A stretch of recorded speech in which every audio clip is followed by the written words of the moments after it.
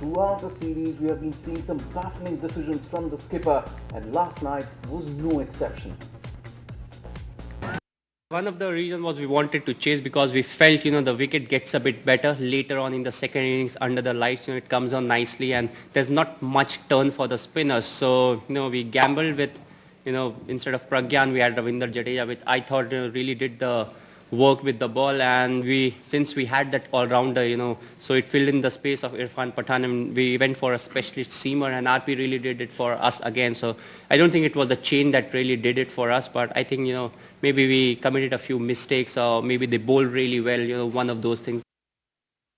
We thought maybe, if a batsman goes in and if one of the wickets, if it falls close to the 8th, 9th or 10th over, it really sets the game for us, because then we can really look to chase even if the score is around 9.5 or 10 runs at over. So I think that was one area where we could have done something different, but there was fair amount of gamble that you need to do on that. And maybe next time, we'll send Yuvraj.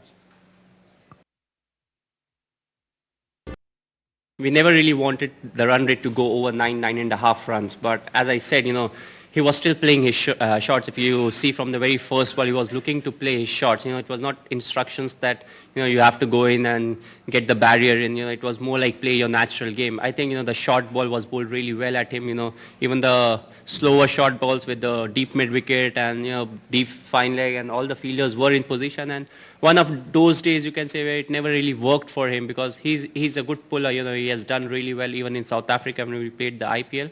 So, yeah, I think it really climbed on us. Slowly the momentum really shifted to their side.